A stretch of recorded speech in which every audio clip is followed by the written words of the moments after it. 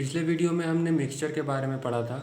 Mixture दो substance से मिलके बनते हैं और ये बिल्कुल ज़रूरी नहीं है कि ये कोई कॉम्प्लेक्स प्रोसेस से मिलके ही बने होंगे।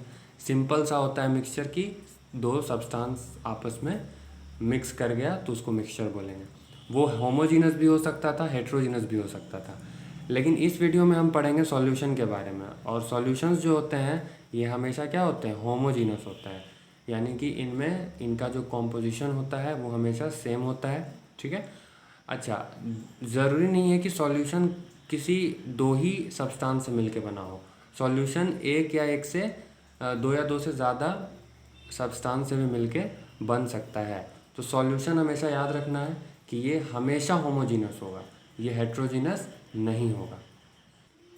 लेकिन हमें बुक में जिस तरह के सॉल्यूशंस को पढ़ना है वो है बाइनरी सॉल्यूशन के बारे में। और बाइनरी का मतलब क्या होता है, वो सॉल्यूशन जो दो कंपोनेंट से मिलके बना है। तो हमें सिर्फ दो पार्टिकल्स, दो सब्सटेंस से मिलके बनने वाले सॉल्यूशन के बारे में ही पढ़ना है।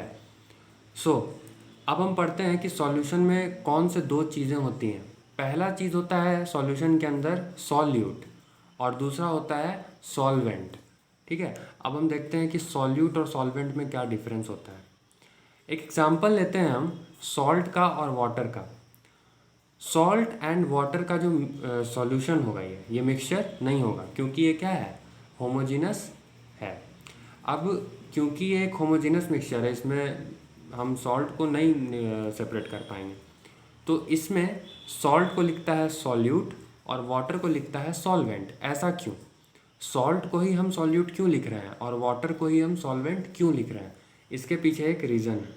रीज़न ये है कि जो सॉल्ट होता है वो हमेशा कम क्वांटिटी में ही इस्तेमाल होता है।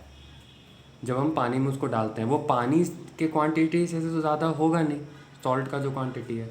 तो सॉल्यूट का डेफिनेशन ये है कि सॉल्यूट हमेशा लेस अमाउंट में होता है, पहला, जो कि जो दूसरा कॉन्स्टिट्यूएंट है। जैसे यहाँ पे सॉल्ट पहला कॉन्स्टिट्यूएंट है और वाटर दूसरा कॉन्स्टिट्यूएंट है, तो ये कम क्वांटिटी में है तो इसमें मिलेगा। तो जो कम क्वांटिटी में होता है उसको बोला जाता है सॉल्यूट। और सॉल्वेंट किसको बोलते हैं? सॉल्वेंट ऑब्वियसली जो दूसरा वाला है। जैसे यहाँ पे वाटर है तो वाटर में हम नमक को डाल रहे हैं तो वाटर होगा सॉल्वेंट। या फिर हम इसको ऐसे बोलें कि जिसमें घोला जाता है जो पहला सब्सटेंस होता है। तो solvent it is more in amount and it solute get dissolve. इसमें सॉल्यूट क्या होता है, डिज़ोल्व करता है। सो सॉल्यूट एंड सॉल्वेंट के बीच में डिफरेंस भी हमारा हो गया। हमें सिर्फ बाइनरी सॉल्यूशन के बारे में पढ़ना है, और सॉल्यूशन हमेशा क्या होता है, होमोजीनस नेचर का होता है।